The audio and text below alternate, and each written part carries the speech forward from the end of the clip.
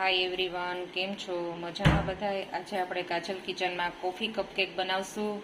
એકદમ ઇઝી અને ઝટપટ બની જાય એવી આ કેક છે અને બાળકોને બહુ જ ભાવે છે. તો ચાલો આપણે બનાવીએ કોફી કપકેક. કોફી કપકેક બનાવવા માટેની સામગ્રી રેડી છે. મેં 1 કપ જેટલો મેંદો લીધો છે, પછી અડધો કપ જેટલી ખાંડ લીધી છે, 1/4 કપ જેટલું ઘી લીધું છે. આને બદલે તમે વેજીટેબલ ઓઇલ લઈ શકો અને બટર પણ લઈ શકો. પછી 3 પાઉચ જેટલા મેં કોફીના લીધા છે. પછી 4 ટેબલસ્પૂન મેં મિલ્ક પાવડર લીધો છે. 1 ચમચી જેટલો લીંબુનો રસ લીધો છે. બેકિંગ સોડા અને બેકિંગ પાવડર લીધેલા છે અને પોણા 2 કપ જેટલું મેં દૂધ લીધેલું છે, જે આપણે જરૂર મુજબ યુઝ કરશું.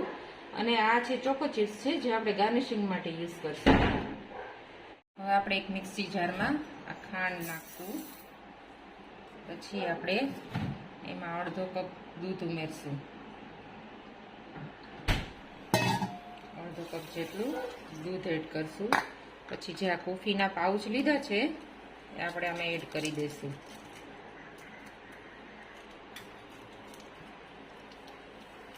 કોફીનો ફ્લેવર બહુ જ સરસ આવે છે કેકમાં. કોફીના 3 પાઉચ આપણે એડ કરી દઈશું. પછી જે આપણે ઘી લીધું છે, 1/4 કપ જેટલું ઘી છે, એ આપણે એડ કરી દઈશું.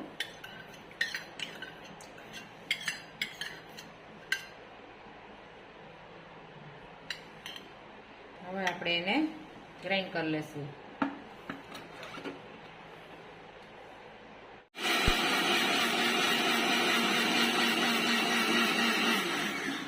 આપણું મિક્સર ગ્રાઇન્ડ થઈ ગયું છે. હવે આપણે એને એક બાઉલમાં કાઢી લઈશું.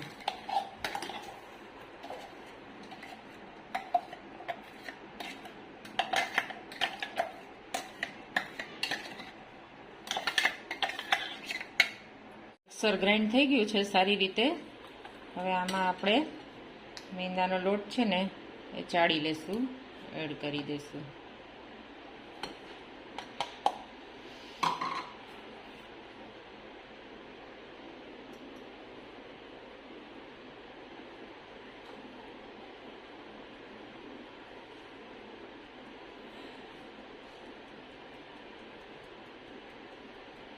હવે મિલ્ક પાવડર એમાં એડ કરી દઈશું.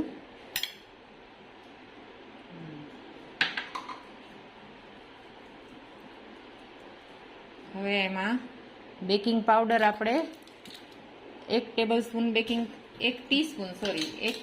બેકિંગ પાવડર નાખશું અને 1/2 ટીસ્પૂન છે ને બેકિંગ સોડા નાખશું.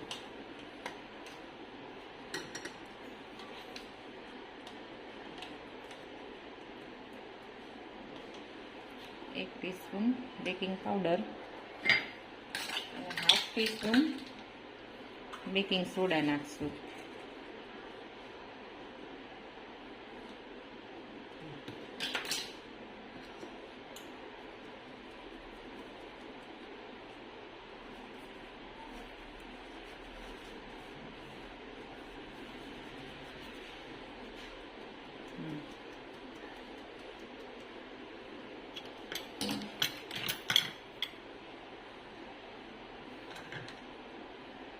હવે આપણે એને ધીમે ધીમે મિક્સ કરી દઈશું.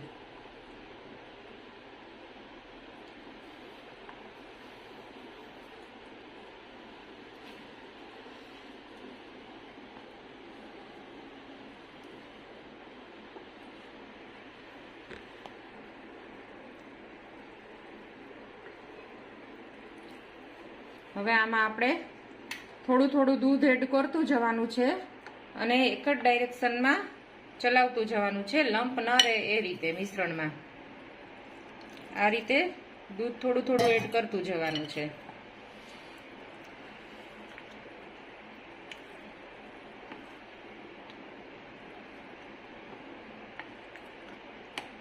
આવી રીતે કટ એન્ડ ફોલ્ડ પદ્ધતિથી.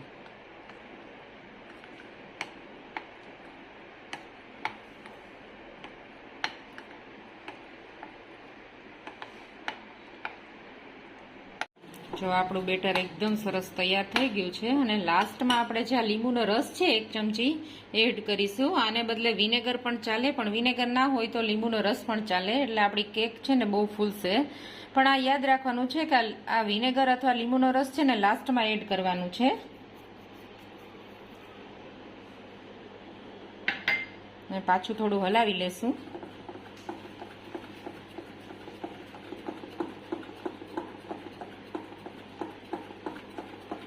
લીંબુના રસથી છે ને આપણું જે બેકિંગ સોડા અને બેકિંગ પાવડર હોય ને એ એક્ટિવેટ થશે અને કેક મસ્ત ફૂલશે. આપણી કપ કેક એકદમ સરસ ફૂલીને ફ્લફી બનશે. જો આવી ટેપિંગ કન્સિસ્ટન્સી રાખવાની છે, બહુ જાડું પણ નહીં અને બહુ પતલું પણ નહીં.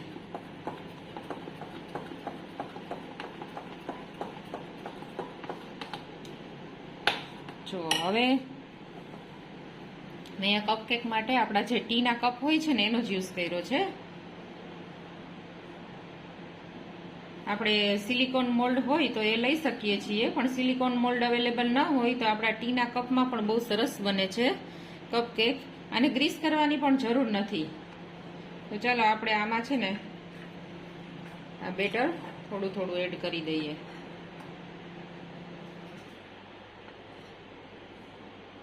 આવી રીતે બધામાં એડ કરી દઈશું. આખા નથી ભરવાના, ફૂલશે, થોડું ફૂલશે આ, એટલે આપણે થોડીક ફૂલવા માટેની સ્પેસ રાખવાની છે. આવી રીતે આપણે બધા કપ ભરી લેશું. જો આપણા બધા કપ છે એ ભરાઈ ગયા છે, રેડી થઈ ગયા છે, ફિલઅપ કરી દીધા છે બધા કપને અને બેકિંગ ટ્રેમાં અમે ગોઠવી દીધા છે. હવે આપણે આ ચોકો ચિપ્સ છે એનાથી ગાર્નિશ કરશું.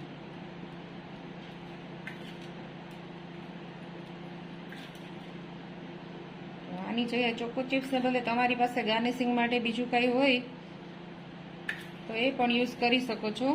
ચોકલેટના ચંક્સ પણ યુઝ કરી શકો છો. ડાર્ક ચોકલેટના ચંક્સ હોય એનો પણ યુઝ કરી શકો છો.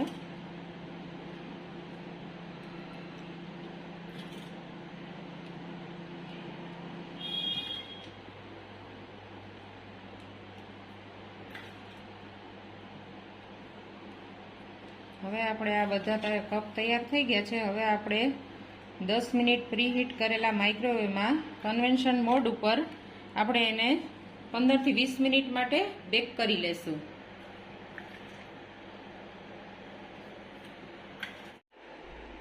હવે આપણે કન્વેન્શન મોડ ઉપર આપણું પ્રીહીટ થઈ ગયું છે આ. હવે આપણે કન્વેન્શન મોડ ઉપર એને 15 મિનિટ માટે 160 ડિગ્રી ઉપર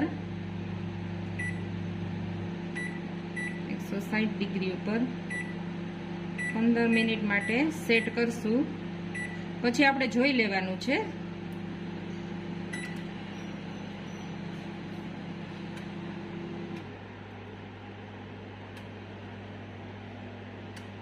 તો 15 મિનિટ થઈ ગઈ છે. હવે આપણે ચેક કરી લઈએ બેક થઈ ગયું છે કે નહીં. હવે આપણે છે ને આપણે ટૂથપીકથી ચેક કરી લેશું. નહીં, હજી આપણે 5-10 મિનિટ રાખવું પડશે. પાછું રાખી દઈએ આપણે 10 મિનિટ. તો પાછી 10 મિનિટ આપણે બેક કરવા મૂક્યું હતું તો 10 મિનિટ થઈ ગઈ છે. હવે આપણે આને ચેક કરી લેશું. ટૂથપીકથી ચેક કરી લેવાનું. જો ટૂથપીક એકદમ ક્લીન નીકળી છે, ધેટ મીન્સ કે આપણા આ કપ કેક બેક થઈ ગયા છે. તો હવે આપણે એને થોડી વાર ઠંડા થવા દઈશું. તો જુઓ આપણા કોફી કપ કેક છે ને એકદમ સરસ ફૂલીને તૈયાર થઈ ગયા છે. આ બાળકોને તો બહુ જ ભાવે છે અને કોફીનો ફ્લેવર બહુ સરસ આવે છે. આમાં મેં મોસ્ટલી ઇન્ગ્રીડિયન્ટ્સ બધા ઘરમાં અવેલેબલ હોય ને એનો જ યુઝ કર્યો છે, એટલે તમે ઘરે પણ બનાવી શકો છો.